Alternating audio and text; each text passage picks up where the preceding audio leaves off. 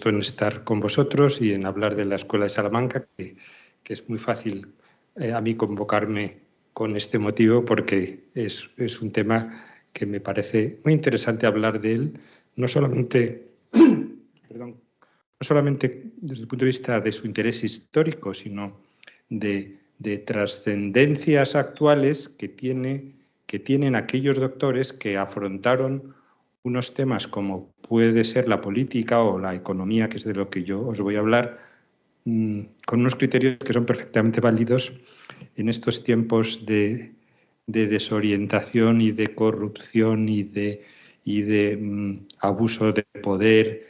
Unos señores que hace 400 años entendían lo que eran los mercados y que entendían que la actividad mercantil comercial era una cosa buenísima porque generaba progreso, generaba cooperación, o que decían que los reyes no son los dueños de todo y que tenían que respetar a los ciudadanos y que los impuestos había que votarlos en cortes, ¿no? Y cosas así, que luego, por ironías de la historia, se habla de nuestra España del siglo de oro como del absolutismo, cuando, bien, los monarcas, desde luego, no usaban los sistemas democráticos que tenemos ahora.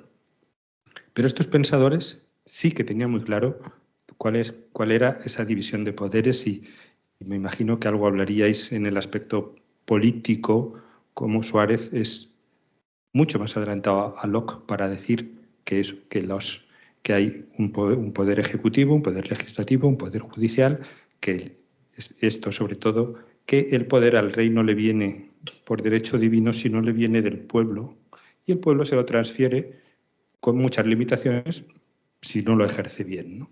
Bien, me refiero, todas estas cosas nos sirven hoy para entender también nuestro mundo. ¿Cómo paso las diapositivas? Las paso yo también. ¿Sí?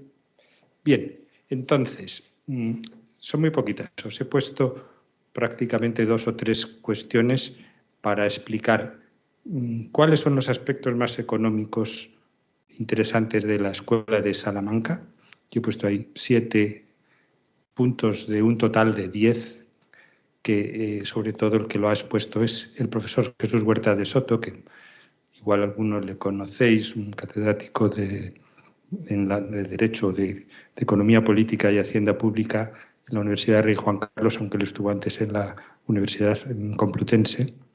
Y es aquí en España, es como la cabeza visible de lo que sería la Escuela Austriaca de Economía, ¿no? Que no es que tenga que ver con estas cuestiones, pero sin embargo resulta que los austriacos son los que han dicho o han dicho de una manera muy expresa que nuestras raíces están en los doctores escolásticos españoles de la Escuela de Salamanca. Por lo tanto, es un círculo que se encuentra, ¿no? Pues bien, luego los austriacos pues os sonarán más cuestiones como eso, pues esas posturas muy anarcocapitalistas en algunos de ellos o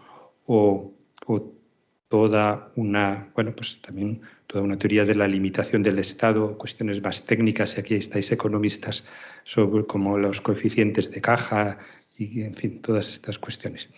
Bueno, pues este profesor, Jesús Huerta de Soto, como muchos austriacos, ha visto en la Escuela de Salamanca unos antecedentes clarísimos de varias cuestiones económicas. Y yo digo que os he puesto ahí los que son como más relevantes. Los 3 primeros, o sobre todo los 2 primeros, provienen a su vez de un libro famoso para los que estudiamos la historia del pensamiento económico que se llama The School of Salamanca, de una profesora inglesa que además tiene esa circunstancia que es muy típica también en España, que venga una profesora inglesa a decirnos: ustedes tienen aquí una joya que no conocen y que tendrían que estudiarla. Pues esta Marjorie Gray Hutchinson escribió un libro de School of Salamanca en el año 1952, que el año pasado lo hemos reeditado el Centro Diego de Covarrubias, que luego hablaré muy brevemente porque es la portada del cartel que habéis puesto, es don Diego de Covarrubias y Leiva, que no sé si estaba previsto o ha sido una coincidencia, estaba ya perpetrado. Bueno, pues esta Marjorie Gray Hutchinson dice, y Huerta de Soto lo recoge, que hay dos cuestiones fundamentales que aquellos doctores descubrieron y entendieron respecto a la economía, que es la teoría cuantitativa del dinero y la teoría subjetiva del valor, ¿no? La teoría cuantitativa del dinero, el doctor escolástico más famoso que lo expresa y el primero que lo expresa, además el primero a escala mundial, porque antes había supuestamente un francés que lo había descubierto, pero estaba escrito antes por Azpilicueta que por este Bodino, ¿no? Que responde a una situación económica que vive esa España del siglo XVI, que es cómo venga a llegar plata de las Indias a Sevilla y la gente lo que notaba era que tenía menos poder adquisitivo. Es decir, que subían los precios cuando llegaba mucha plata. Y esto desconcertó mucho a una sociedad que pensaría que tendrían que ser todos más ricos. Y el análisis vino por algo que luego irá saliendo, que es un análisis moral, porque estos doctores de Salamanca eran teólogos. Y un análisis, precisamente, fijaos, el Martínez Pilcueta, donde explica esto, es en un manual de confesores, que tenía que enseñar o que tenía que ayudar a los clérigos a absolver a todos estos mercaderes que decían, pero si hace un mes compré trigo aquí en Andújar a 10 y ahora los que se van a América me lo están pagando a 30. Aquí hay algo de trampa, o aquí estoy siendo inmoral, estoy siendo un ladrón. Bueno, pues estos doctores se pusieron a pensar y dijeron, no, lo que está pasando es un procedimiento económico que consiste en que cuando hay mucha cantidad de dinero, su valor relativo respecto al de los bienes baja. Que es lo que en economía estudiáis, la teoría cuantitativa del dinero, que los precios están en función de la masa monetaria y todas esas cosas que ya en el siglo XX se perfilaron, pero que estos doctores intuyeron de una manera magnífica.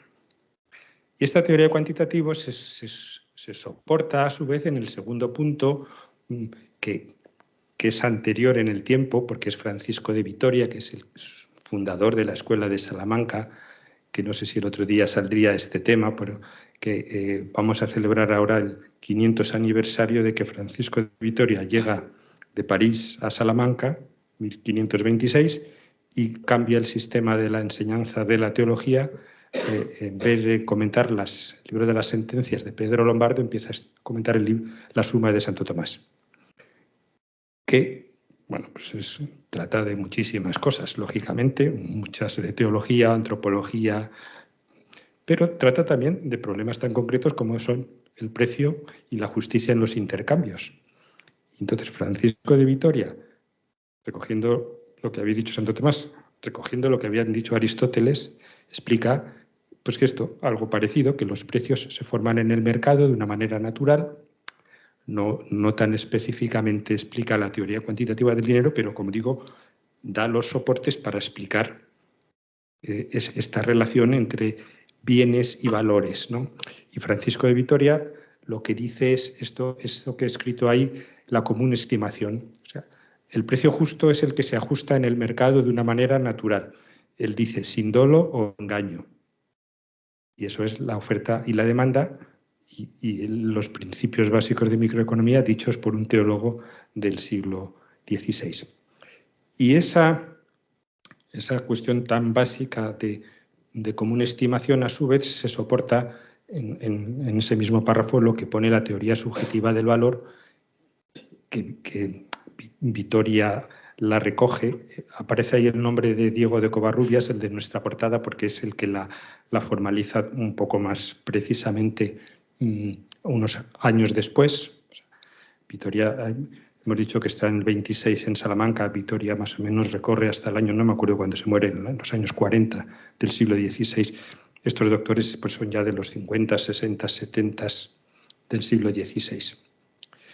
Y esa teoría subjetiva del valor, que también antes decía que era lo que a los austriacos les pareció importantísimo, que viene de Santo Tomás, pero que viene de Aristóteles, que dice también que el valor de los bienes depende de su abundancia o escasez, que en latín era raritas, de abundancia o escasez. Esto es microeconomía pura.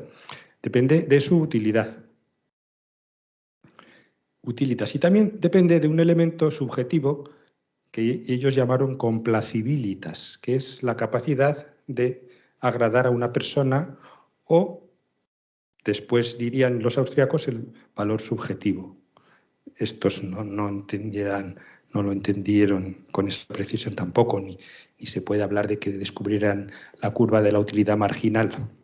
Pero sí comprendieron, y esto Covarrubias lo dice muy bien, que si un señor está dispuesto a pagar una locura por un bien, mientras no haya engaño, mientras no haya extorsión, mientras no haya, como decían con una palabra castellana buenísima, monipodio, mientras no haya un monopolio, el valor del bien pues, puede depender de una locura de un comprador, y dice Covarrubias, aunque sea eso, ¿no? Aunque sea es extremadamente incomprensible.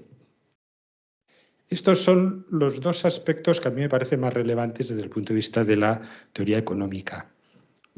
Y luego Huerta de Soto sigue explicando más cosas, algunos vienen en Marjorie y otros no, pero esta idea de la naturaleza dinámica del mercado y la imposibilidad de alcanzar un modelo de equilibrio, que lo dice Juan de Lugo, es una cosa que les gusta mucho a los austriacos porque explican, sobre todo frente a los modelos neoclásicos de una economía en equilibrio, ellos hablan de una economía dinámica.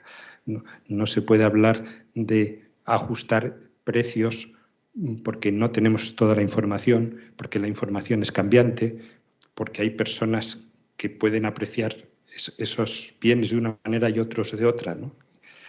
Y el que, según Huerta de Soto, yo no he visto la cita exacta, pero la repite mucho, como el más claro de esta crítica a los modelos de equilibrio es Juan de Lugo, porque dice esa frase que a lo mejor habréis oído alguno: precium justum mathematicum licet solideo notum, que significa que solo Dios sabe cuál es el precio justo matemático.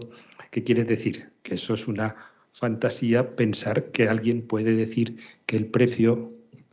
Claro, esto es muy provocador hoy en día en cualquier facultad de economía, porque hace saltar por los aires la economía neoclásica convencional. Yo doy clase de historia del pensamiento económico, no doy afortunadamente microeconomía, pero claro, yo le digo a mis alumnos, bueno, con todo respeto a mis compañeros de micro, todo esto de las funciones y de las curvas es pura ficción, ¿no? Y creo que en parte los austriacos tienen razón porque la economía se ha convertido en una ciencia de estadística elevada y al final eso no es la ciencia real, que estos autores sí que vieron, ¿no? Tendría que señalar mejor aquí, ¿no? No, pero no hemos acabado. Dame marcha atrás. Entonces, esta idea de que no hay un modelo de equilibrio. El modelo dinámico de la competencia también lo explica Huerta de Soto, citando a Luis de Molina, diciendo que además los precios pueden subir o bajar según haya más compradores o menos vendedores. O sea, que no solamente es que haya más o menos bienes y que en un año de malas cosechas, pues claro, el precio de los bienes sube porque escasean, pero también si hay muchos compradores puede subir el precio. Y si hay muchos vendedores, tiene que bajar este sistema dinámico. Muy interesante también, volviendo a Martín de Azpilcueta, una comprensión de los préstamos y de la preferencia temporal. Lo primero es más sencillo, pero estos autores recogen una tradición académica, aunque no sociológica, para decir que prestar dinero con interés es una cosa legítima. En unos tiempos que ya desde Aristóteles, porque aquí Aristóteles fue el culpable, se consideraba la usura como un mal, porque Aristóteles dijo que el dinero es estéril. Y además en la Biblia, la Escritura dice que no prestarás dinero con interés a tu hermano, dicen los israelitas. No a un infiel, a ese sí lo puedes prestar con interés. Bien, en cualquier caso, sociológicamente, hasta el siglo XIX, en la Europa occidental, prestar dinero con interés se consideraba usurario y tenía sus penas morales. Pero Martín de Azpilcueta dijo que no, que se puede prestar dinero porque ahí hay también un tema de, como él dice, de preferencia temporal, el dinero presente y el dinero ausente, o todo el mecanismo de las letras de cambio o de los cambios de divisas, en fin, que la actividad financiera, de nuevo, si se hacía con honestidad, no era ningún pecado. El carácter distorsionador de la inflación o manipulación monetaria sobre la economía real. Aquí el gran protagonista es Juan de Mariana, que también quería dedicarle un minuto porque estamos celebrando el centenario de su muerte, 1624. Juan de Mariana escribe un librito fascinante que se llama Tratado y Discurso sobre la moneda de Bellón. Esa es la traducción que él mismo dio en su edición castellana del libro en latín, que es de monetae mutatione, ¿no? Que es la manipulación de la moneda. Entonces, ¿qué dice Juan de Mariana como dos cuestiones importantes? Que andar jugando con políticas monetarias de una manera pues abusiva no es bueno, que el rey no puede jugar con los bienes de sus vasallos quitando plata de las monedas, porque está generando, y lo explica él muy bien, una inflación. Está generando una subida de los precios cuando los ciudadanos se dan cuenta de que, y esto pasó con Felipe III y con el duque de Lerma, y le llevó a ser condenado a Juan de Mariana, cuando los ciudadanos se dan cuenta que empieza a sacar la corona, desde las cecas, empieza a sacar monedas con menos valor de plata, aunque pone que valía un real, ese real con menos plata tenía menor poder adquisitivo que un real con más plata. Y eso se estaba generando una inflación. Y eso es, casi podríamos decir, exactamente lo mismo que cuando un gobierno empieza a sobreemitir billetes, porque lo que está haciendo es generar una depreciación de esa moneda. Eso para Mariana es técnicamente un error, pero además moralmente es una injusticia, porque el rey, él dice que está poniéndole un impuesto injusto a los ciudadanos, que es lo que también nos ha pasado hace poco, que hemos pagado muchos más impuestos y sin que nos diéramos cuenta, ¿no? Y decía Mariana, eso hay que votarlo en las Cortes. Bueno, Juan de Mariana. Y por último, esto ya es una conclusión muy de Huerta de Soto, la más importante de las teorías, la tradición liberal de que toda intervención injustificada sobre el mercado va contra el derecho natural y las libertades, es decir, una defensa del orden espontáneo y de la no intervención de los gobiernos en los mercados, ¿no? Esto sería, pues, básicamente lo más importante de la teoría económica. Y luego lo que viene después, que si quieres ya pasamos, es una parte que yo trabajé en una tesis sobre estos autores, que fue lo que me trajo a mí a este mundo de la historia del pensamiento de la segunda escolástica o escuela de Salamanca. Ahí aparece Francisco de Vitoria en el convento de San Esteban de Salamanca, que es donde vivía él, como otros dominicos ilustres, por ejemplo, Domingo de Soto. Bien, pues yo estudié cómo el pensamiento de Francisco de Vitoria y de otros doctores, ha salido Luis de Molina, llega a un filósofo holandés que en España no es muy conocido, pero en Europa sí, y en la Europa del siglo XVII y XVIII fue un personaje de absoluto prestigio que se llama Hugo Grocio, y cómo a través de Grocio, sostengo, esa fue mi hipótesis, que el pensamiento económico y esta idea de un orden liberal, entre comillas, le pudo llegar a Adam, bueno, no le pudo llegar, le llegó a Adam Smith, porque Adam Smith estudió concienzudamente el libro de Grocio, un libro que se llama el Tratado sobre la Guerra y de la Paz, porque era como una de las lecturas principales que había. Pues bien, lo que vienen ahora son un juego de párrafos en los que veréis cómo fue esa trayectoria y cómo se puede decir que efectivamente en el siglo XVIII habían llegado estas ideas sobre abundancia o escasez, sobre utilidad, sobre valor subjetivo de los bienes, a pesar de que, sin embargo, Adam Smith, y eso sería para otra charla, se aparta de esa tradición subjetiva o del valor, ¿no? Basado en la utilidad y tiene esa deriva hacia el valor trabajo, que si habéis estudiado también historia del pensamiento económico, sabéis que todo esto cambia con la revolución de la utilidad marginal del siglo XIX, la revolución marginalista, que vuelven a lo que ya habían dicho los escolásticos. Entonces, vamos a pasar ahí. Sí. Entonces, voy poniendo unos párrafos que, bueno, no, tampoco vamos a leerlos enteros porque si queréis igual mejor conversamos, ¿no? Que es esta idea de la común estimación, que es lo que constituye el precio justo, como decía antes, excluido el fraude y el dolo. He puesto las fechas para que veamos. Esto es 1535. Vamos a ver la siguiente, que es Pufendorf. Pufendorf ya es un siglo y medio después. Y fijaos que utiliza la misma expresión, la común estimación. Pero la utiliza porque Pufendorf fue un discípulo de Grocio, que yo creo que ahora viene al otro lado. Pon la siguiente, que es Grocio, efectivamente, habla en la cosa se estima comúnmente por lo que se puede ofrecer por ella, y aquí fijaos que habla la abundancia o escasez y habla del trabajo y los gastos. El trabajo y los gastos será lo que luego después llevará a una teoría del valor trabajo, que también habréis estudiado, decía antes, con Adam Smith, pero sobre todo con David Ricardo, que es la que luego además Marx va a utilizar, recogiéndola de Ricardo y recogiéndola de Adam Smith, que es una ironía muy divertida, ¿no?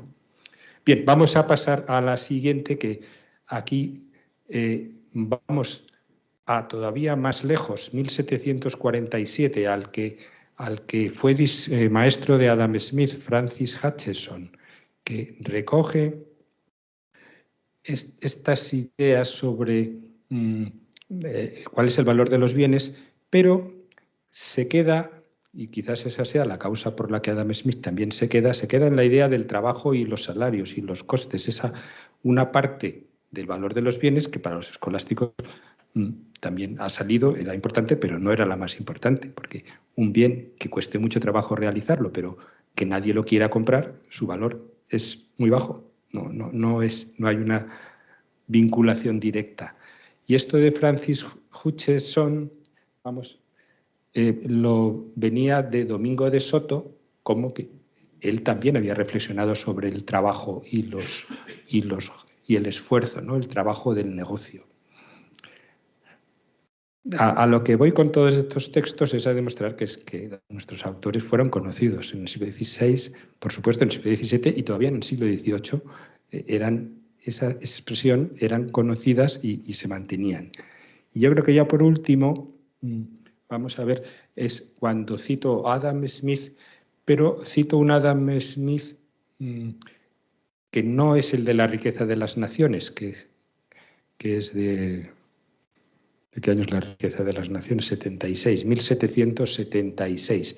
Esto es un texto anterior que se llamaba Unas lecciones de jurisprudencia, que realmente nunca lo llegó a editar, a publicar, porque por lo visto dijo que se quemasen quitando la teoría de los sentimientos morales, que sabéis, y la riqueza de las naciones, no tenemos nada más publicado por él, pero sí se conservan apuntes de sus alumnos o apuntes suyos que no se llegaron a quemar. Estos apuntes del año 63, el valor que tienen es que todavía encontramos a un Adam Smith cercano a la teoría escolástica del valor, que se basa en la demanda o necesidad y en la abundancia o escasez. Esto no sale en la riqueza de las naciones, porque él dice que el trabajo es la clave, ¿no? Cuando estudiáis los costes de producción, que es la tierra, el trabajo y el capital, ¿no? Y eso sí que fue una genial descubrimiento o conceptualización de Adam Smith. Y yo creo que ya lo que viene arriba es otra vez otro texto de Juan Luis de Molina, en el que vemos que abundancia, escasez o necesidad sigue siendo, pues, 1593, 1763, pues casi 200 años, o en fin, o 100 y muchos, casi 200, pues esa tradición se mantuvo y es una tradición importante porque para entender una economía abierta, no manipulada y además técnicamente correcta, pues efectivamente tuvo que llegar, lo que decía antes, esa revolución marginal para decir el trabajo no puede ser la base para comprender el valor de los bienes. En fin, ya hicieron esa curva de la utilidad que que ya tiene aspectos más técnicos, que es lo que también a los austríacos les pone un poco nerviosos, porque todo lo que sea curvas no les gusta, pero el concepto de relación de utilidad, abundancia o escasez y elemento subjetivo sí que podemos decir que estos autores también lo conocieron. Yo creo que ya no venía ninguna más. Volvíamos aquí a ver a los tres autores. Bueno, esta es una ruta que, como vengo a la universidad, a mí siempre me gusta decir, trabajad sobre ello. Por lo menos un trabajo fin de grado, pero a lo mejor también una tesis. Hay muchísimos textos de estos autores que están esperando que haya algún estudiante que lo vaya a abordar.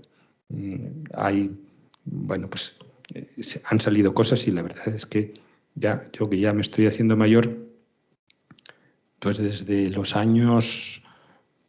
comienzo de los años 2000 que empecé a estudiar esto hasta ahora, verdaderamente hay que decir que se ha puesto, como dicen, en valor de una manera muy agradable, ¿no? El reconocer que estos autores no eran unos curas extraños y locos, sino que dijeron en ese tema de la economía, como en otros, unas cuestiones muy precisas. Bueno, por ejemplo, entre paréntesis, todo el acercamiento de Francisco de Vitoria al tema de la dignidad de los indios y el respeto a sus propiedades, en fin, son cosas que ahora que se nos llena la boca de hablar de los derechos humanos, se pueden leer hace 400 o 500 años muchas palabras más. Yo con esto acabaría. Si por jugar un poco con vuestra portada iba a haber buscado en la página web el Centro Diego de Covarrubias, si quieres sal de la presentación y si buscas y así hago un poco de publicidad.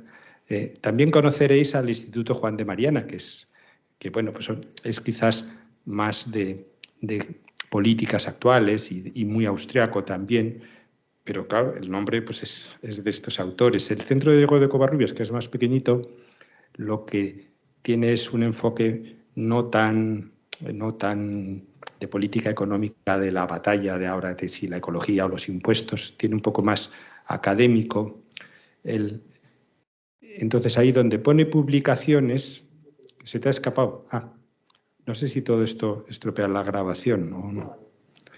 Pues en el Centro Diego de Covarrubias quería poneros algunos libros y por curiosidad que vierais la portada de donde pone publicaciones. Mírame los libros.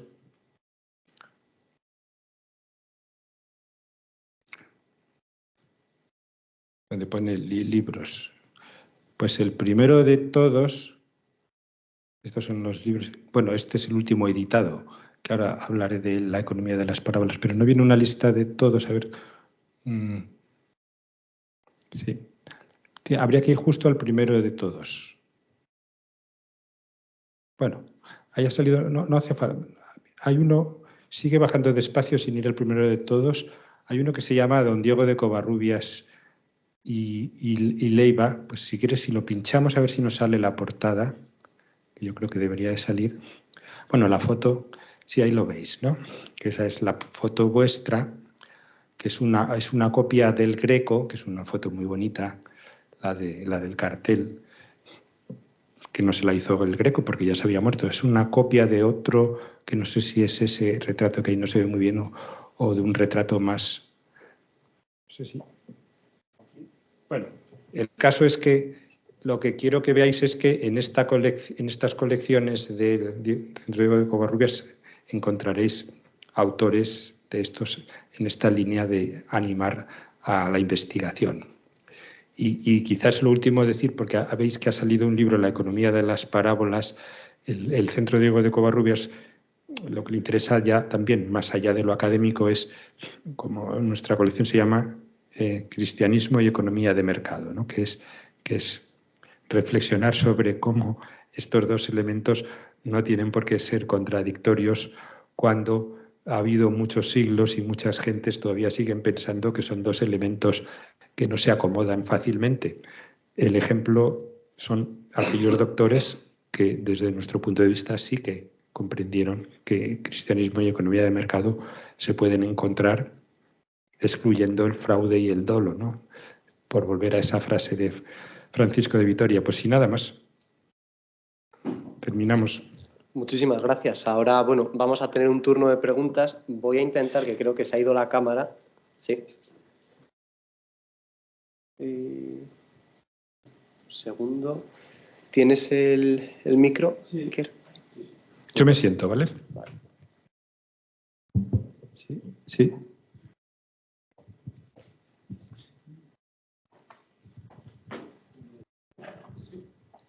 Ya va.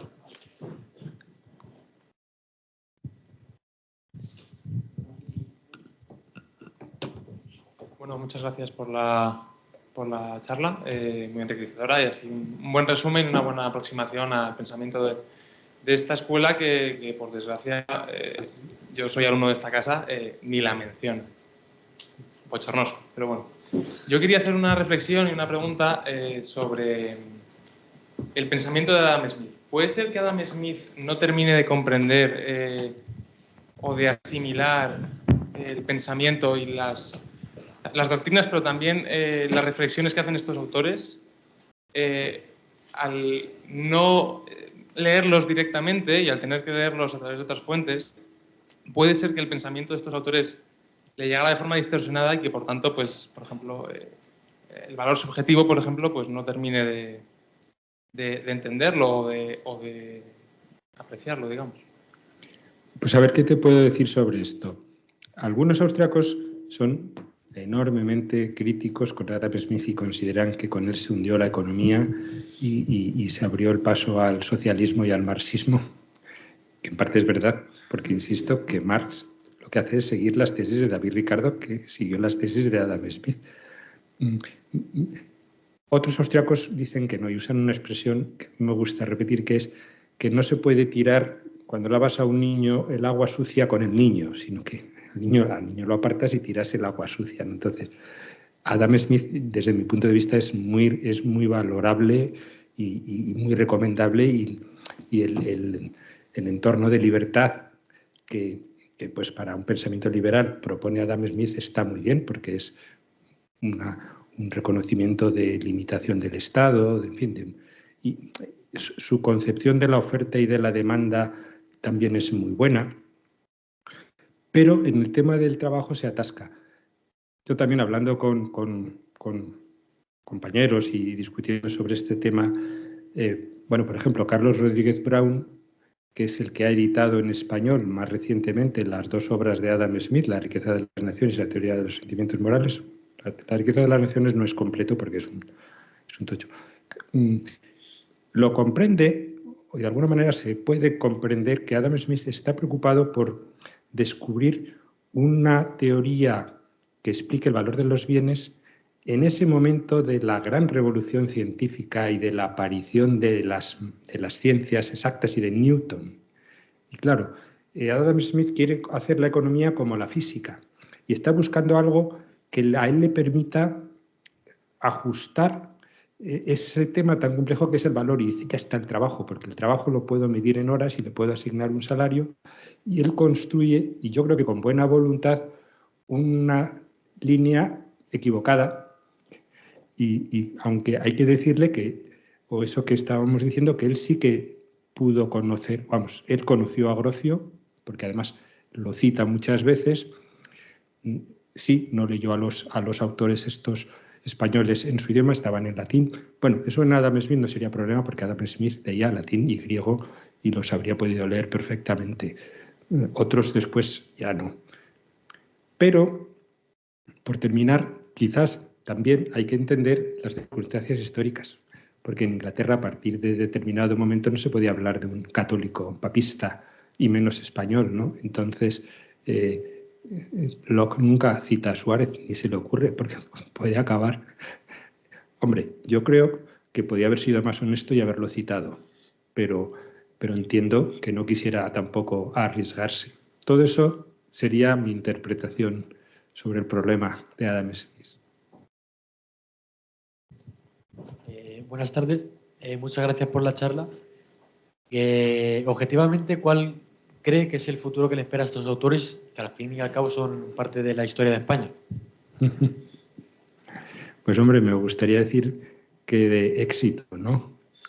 es aquí también, si venimos al presente, entramos en una situación muy complicada, porque ahora mismo en nuestra España, ideológicamente, culturalmente, está muy desorientada. Y hay mucha gente que no está dispuesta a entender el mensaje de unos señores que hablan de ley natural y de principios básicos de la naturaleza humana y que no creen en los mercados porque creen que todo tiene que estar manipulado, o mejor dicho, controlado en primer lugar y luego manipulado por un poder político y económico que al fin y al cabo pues es volver al marxismo fracasado, que no sirve hacer los planes quinquenales, y es que la economía tienes que dejarla que circule, ¿no? Entonces, para los pocos que defendemos esta idea de órdenes espontáneos y de una sana vida liberal, pues claro, estos autores están llenos de contenido y llenos de interés. Pero también dependerá de que haya unas generaciones que toméis el testigo. Muchas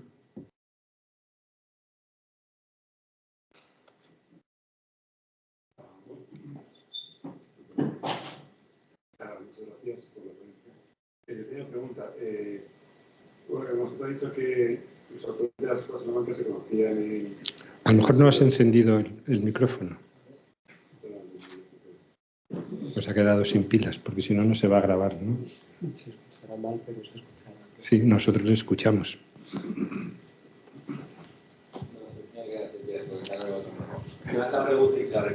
Yo te...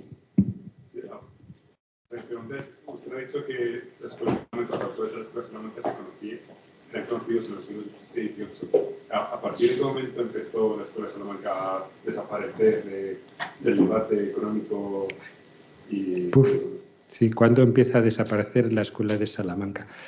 Esto habría que estudiar bien la historia de las ideas filosóficas, políticas. La escuela de Salamanca se enmarca dentro de lo que se llama la segunda escolástica. Esa segunda escolástica tiene unos momentos de un florecimiento brillante, pero tiene también unos momentos de decadencia. A partir del siglo XVIII, los que enseñaban en Salamanca no tenían el nivel que tuvieron aquellos doctores. Y como pasa en la historia de la naturaleza humana, pues los países, las culturas, las sociedades tienen momentos de crecimiento y momentos de crisis. Y eso pasa también en la historia política de España, que va unido a nuestra propia historia cultural. Aquí habría que hacer un libro, ¿no? Hay montones de libros sobre las causas de la decadencia española, en qué momento perdemos esa confianza, ese vigor que tuvieron unos señores hace 500 años que se embarcaban en un barco y decían, allá me voy y voy a llevar unas creencias, que también eso es muy importante, ¿no? Unas creencias religiosas, pero también a llevar un concepto de sociedad y de libertad que llega un momento en que eso se pierde en España. A mí, por ejemplo, me gusta mucho hablar, y esto es una opinión como muy conjetura personal, yo le tengo mucha manía a Napoleón, ahora que han estrenado una película que Napoleón, a mi juicio, fue una puntilla para esa España decadente tremenda. La invasión francesa en España, a mí me parece que fue un momento en el que tocamos fondo, ¿no? Napoleón y luego los reyes sucesivos que tuvimos, Fernando VII y su hija, y en fin, todas esas cosas unidas a una pérdida de la chispa intelectual, pues pueden ser lo que lleve a esa decadencia, pero yo creo que ahora estamos otra vez, vamos a seguir siendo optimistas, ¿no? Remontando. Bueno, muchas gracias por la charla. Yo tenía una pregunta específica que tenía que ver con las posibles influencias que tenía la Escuela de Salamanca digamos, en otros sucesos históricos posteriores, ¿no? Por ejemplo, en los últimos años estuvo hablando en la historiografía el caso de la posible influencia de las ideas de Suárez en la Revolución de Mayo de Buenos Aires, en 1810. Pero ¿hasta qué punto, digamos, las ideas políticas y económicas de la Escuela de Salamanca influyeron otros hechos como tal vez puede ser la revolución de las 13 colonias o otras posteriores? Mi opinión es rotundamente sí. No sé, te noto un acento latinoamericano. Esto fueron los argentinos los que empezaron a explicar, estudiando su propia historia, cómo en 1810, cuando Napoleón invade otra vez en la península, las provincias peninsulares, las provincias ultramarinas, que es una cosa muy bonita hablar de la historia de España. Los españoles de América, que eran iguales, con los mismos derechos que los de la península, que los peninsulares, se rebelaron contra la invasión napoleónica, referenciándose en esas tesis sobre un gobernante ilegítimo no hay que obedecerle. Y esto en Argentina tiene también toda una cuestión que a mí me parece que es hasta divertida, y en otros países. ¿Cuál es el color de la bandera argentina? El color de la Casa de Borbón, el azul. ¿Por qué? Porque los argentinos patriotas se ponían la banda azul del rey infortunado Fernando VII, pero que para ellos era su rey legítimo y no lo era José Bonaparte, ¿no? Y el argumento que tenían era consistentísimo, era decir esto, ¿no? La autoridad del poder político tiene que tener un sistema legal legítimo, y ocupar un trono por la fuerza es completamente ilegítimo, ¿no? Yo creo que sí. Y también ahora se está dando vueltas, bueno, ya hace tiempo, a lo que he dicho en Norteamérica. Los padres fundadores, Jefferson, Adam, resulta que entre sus libros estaba, por ejemplo, Juan de Mariana, que conocían a Suárez. En fin, aquí ya también tampoco hay que hacer florituras, o en fin, no vamos a decir que Suárez está detrás de la Declaración de la Independencia. Pero sí podemos decir que esa tradición de los límites del poder, de la legitimidad necesaria de que el gobernante se apoye en el pueblo, eso traspasó a la Europa del siglo XVII, y ya sin saber quién eran, algunos lo sabían, pero otros no. Eso en América tuvo muy buena acogida, porque ellos percibían que ese argumento a ellos les valía, ¿no? Sí. Eso también es un tema de investigación muy interesante.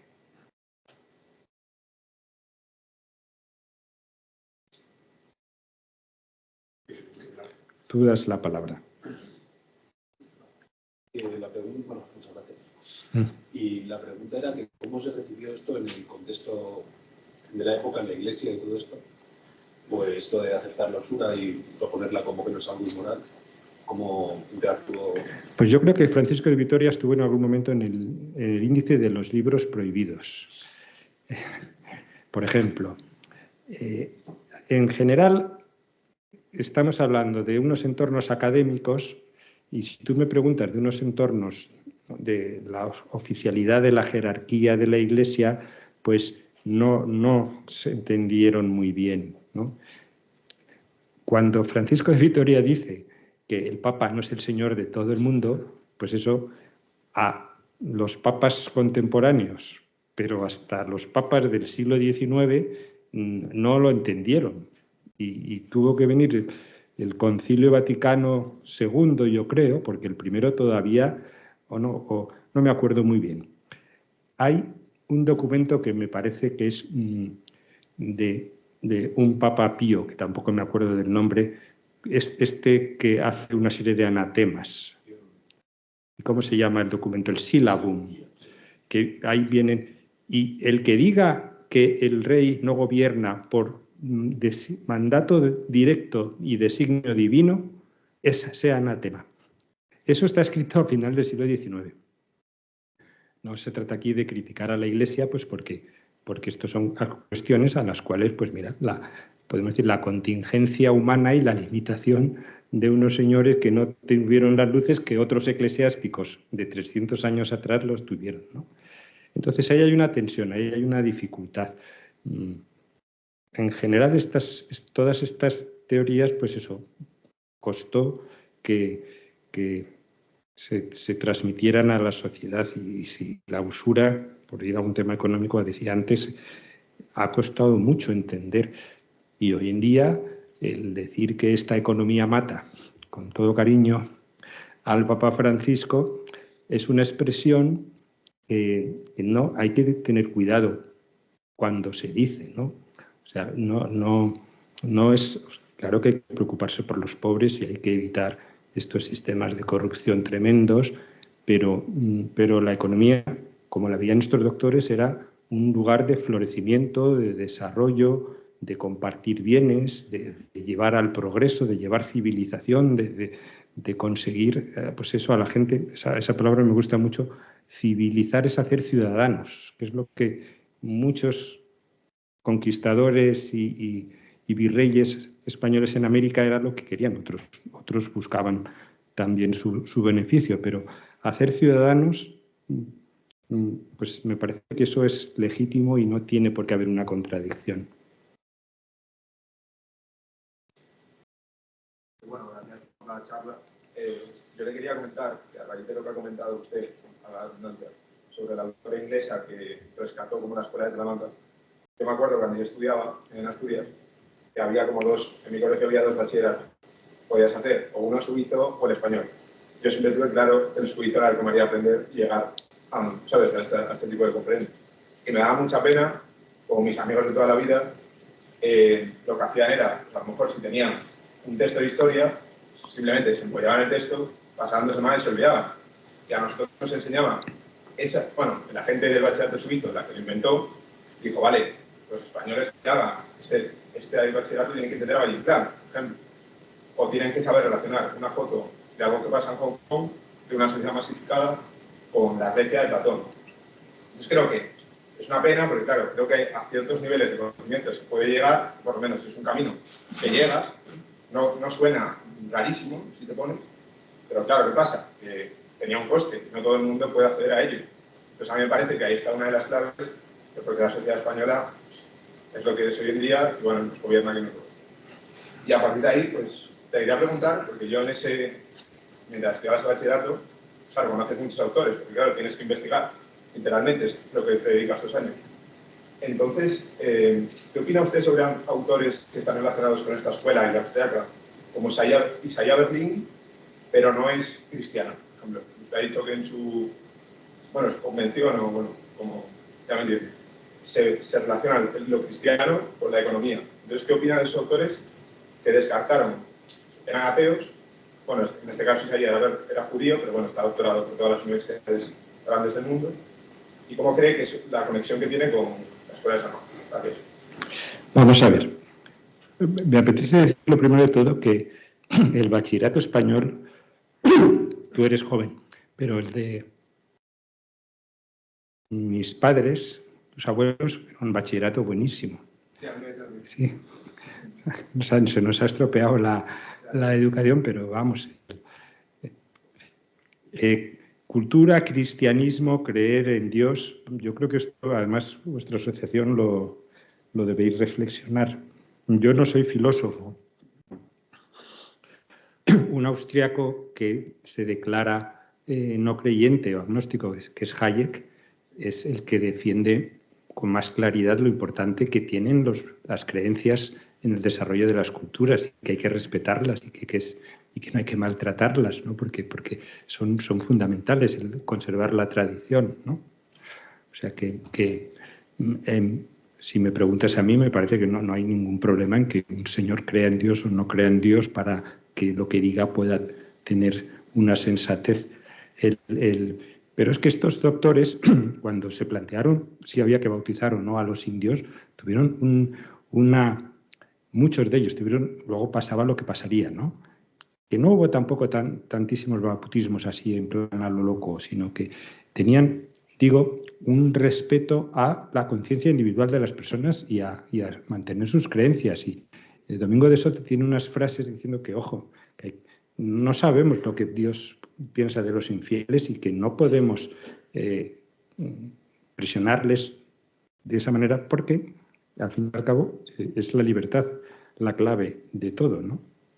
Claro, yo se lo he preguntado, porque sobre todo yo que leo a Berlín, bueno, leo sus libros a veces, claro, te das cuenta que él relaciona, esa escuela como es de la escuela alemana, Estados Unidos, era como que la Iglesia tiene como parte de culpa de que ciertas ideas durante la historia calasen tanto en la sociedad, ¿sabes? Por ejemplo, pone de ejemplo a Josep de Maistre, bueno, usted lo conocerá más que yo, evidentemente, y claro, por eso le preguntaba, porque esos autores se han dedicado a tratar de explicar cómo ha evolucionado el siglo XXI y cómo acabó el XX, basándose en eso, de decir, vale, pues a lo mejor, por ejemplo, un ejemplo que él pone, por ejemplo, Mussolini en Italia, a lo mejor se apoyó mucho en la religión para llegar, ¿me entiendes lo que quiero decir, no? Entonces por eso le preguntaba un poco. Eso, también la pega que yo te pongo es que ahora mismo es muy fácil criticar algo que en ese momento la gente pensaba de otras maneras. Entonces, no podemos tampoco hacernos jueces diciendo dónde está la culpa. Hay que comprender cómo son las sociedades, pero también a veces hay que comprender las culpas y reconocerlos, y eso no es malo, ¿no? Y decir, pues mira, aquí esto se enfocó mal y hay cuestiones que ojalá se hubiesen planteado de otra manera. Pero, en fin, yo pienso que el saldo sí que es positivo. Yo estoy muy orgulloso de nuestra civilización occidental. No me gustaría estar viviendo en tal emirato o en cual país asiático, ¿no? Pues hombre, esto en gran parte se debe a la Iglesia, y Europa no se comprende sin el cristianismo, por mucho que otros ahora quieran borrarlo, ¿no? Ya para acabar, que estoy de acuerdo con mi compañero, que en estas universidades a mí me sorprendió siempre mucho de casualidad. Por ejemplo, un profesor en Maranzali me dio en clase en segundo de microeconomía, y fuera que mejor explicaba microeconomía, y sus compañeros, literalmente, lo que se dedicaban era, pues, a hacer problemas, explicaban. Había que aprobar microeconomía haciendo unos problemas que estaban alejadísimos de la realidad, y ahí te explicaba la realidad de la economía. Por eso entendí la economía en ese momento. Pero dije, bueno, tenía la suerte de cruzarme con este tío, porque si no... Bueno. Pues sí, yo conozco a Javier, ¿no? Se llama de nombre, claro. Al final,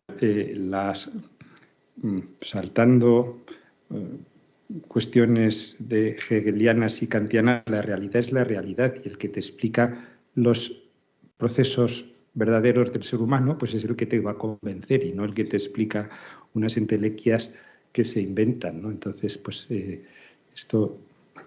la verdad es la realidad, no como decía ahora, no quiero hacer política, pero es que hace poco nuestro presidente dijo, la realidad es la verdad, que es muy peligroso, porque no puede ser eso, ¿no? O sea, los hechos que van pasando no pueden ser los que configuran la verdad tiene que estar en unos principios previos, y lo que hay que hacer es intentar mantenerlos con esfuerzo.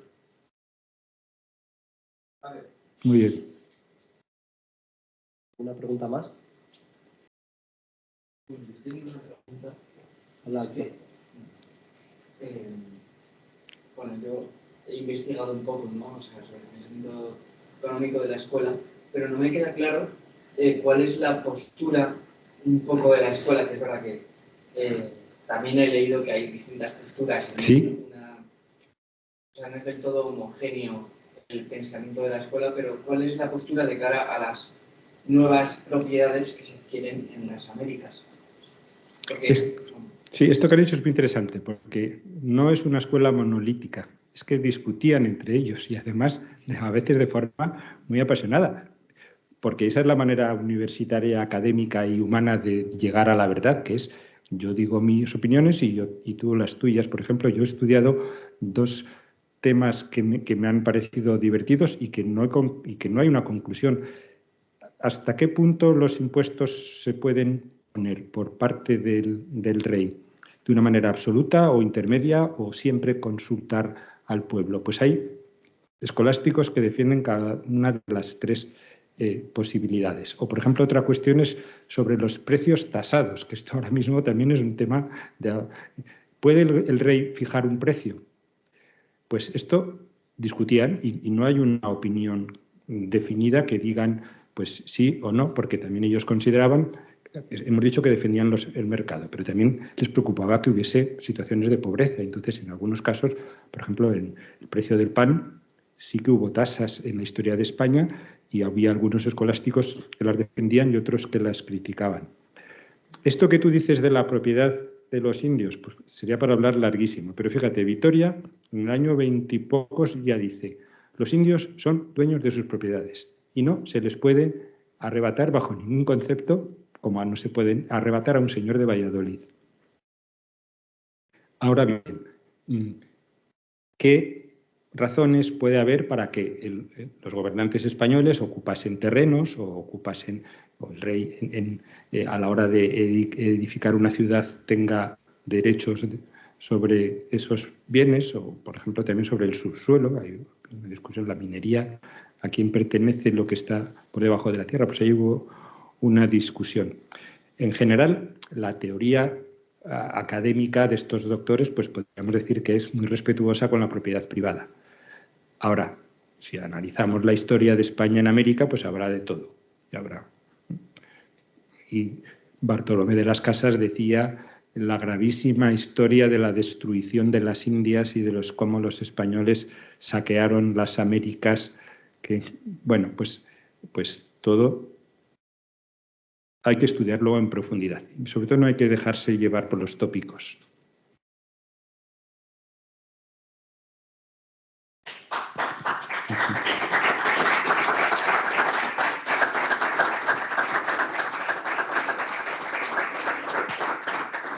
Pues voy a lanzar yo una última pregunta a modo de cierre, que es la que a mí personalmente más me provoca, sobre todo como economista y sin olvidar que soy católico practicante. ¿Qué es lo que lleva a unos economistas a mirar a la realidad con tal amor y no basarse en ideologías? Porque es el problema que yo encuentro hoy a la universidad, que aprendemos de ideologías, por desgracia, y estos clérigos, que eran clérigos, teólogos, se pusieron a estudiar economía. Muy complicada y que no es fácil de resolver, ¿no? Pero mira, voy a intentar salir airoso, porque en las primeras de las reelecciones de Francisco de Vitoria, que sabéis que estos profesores lo que hacían era dar clases, su curso normal, y además lo tenían muy estipulado de tal fecha a cual fecha, pero luego tenían además unas clases fuera del programa que se llamaron las reelecciones. Y las de Francisco de Vitoria son particularmente interesantes porque tocaron varios temas sobre los indios, sobre la guerra, sobre el poder. Y entonces, en una de ellas, de las primeras, no me acuerdo en cuál, empieza diciendo, ¿y por qué estoy hablando yo de todo esto? Y dice, pues porque no hay nada que escape de la labor del teólogo. Como diciendo, claro, y eso también tenemos que entenderlo en una sociedad en la que culturalmente era cristiana, y no comprendían ellos que una persona en España no pudiera ser no cristiano, cosa que ahora comprendemos. Y en ese sentido hemos avanzado. Pero tampoco podemos reírnos de aquellos porque eso mismo pensaban los católicos españoles que los luteranos de Alemania o que los anglicanos de Inglaterra. Bueno, a lo que voy, que esas sociedades comprendían que toda la actividad debía estar engranada en ese aspecto de las creencias y de lo que para ellos era, claro, lo más importante, la salvación.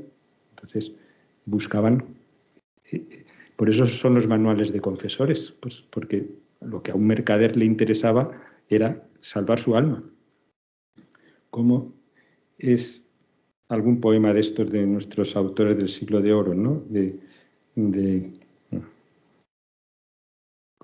¿Cómo es eso lo que...? No me acuerdo, pero que viene a decir que lo importante es lo importante, y eso es lo importante para ellos. Muchísimas gracias. Bueno, un aplauso, por favor. Muy bien.